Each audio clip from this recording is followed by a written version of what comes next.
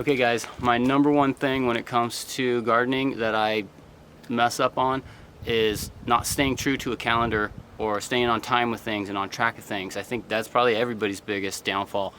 About a year ago, I started kind of digging deep into planting guides, calendar planting guides, and I came across an app, and I feel like it's really kind of set me straight on a good path to keep things going in a systematic way so that it's not this big push to get all my seeds going and then a big push to get everything outside and then it's a big push to harvest everything. Looking at these calendars and kind of digesting this stuff for a little while, I don't see why, if you follow the guidelines, and of course there's always extra things, extra forces playing into things, but I think following the timelines that are pretty much set according to some of these guides, there's no reason why it shouldn't be more of a continuous planting, harvesting, germinating. It should just be a much more softer cycle instead of these hardcore pushes all at once for each individual phase. So, I've taken this app.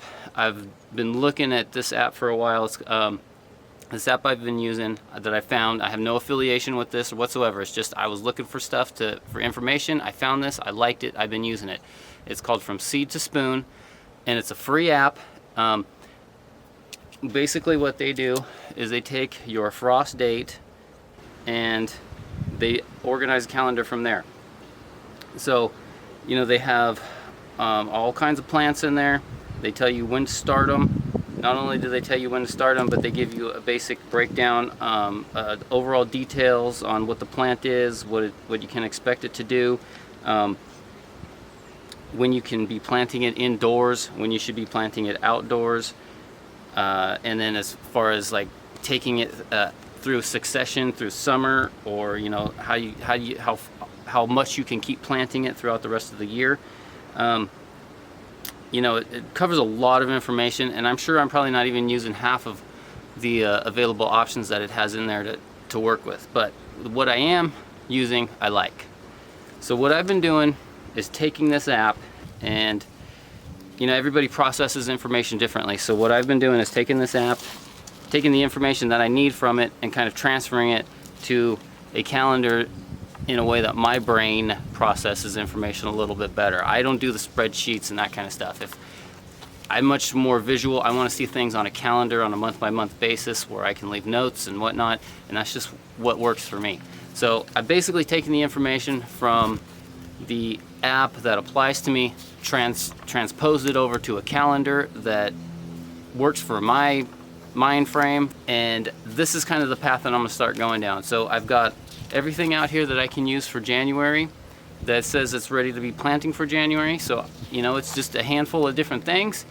This is what I'm going to do for this month. The next month I'm going to plant a whole set of different plants, and I'm going to kind of just start following that course of action from here on out. And, obviously lots of extra stuff can possibly happen, weather effects it all, but I know I can't stay in these parameters completely, but having a structured framework to work within is going to keep me much more focused on a path of success. So for January, there are more things than what I have that say it's time to plant them, but this is what I've got in my collection of seeds to plant that fit into the guidelines, so this is what I'm working with for this month.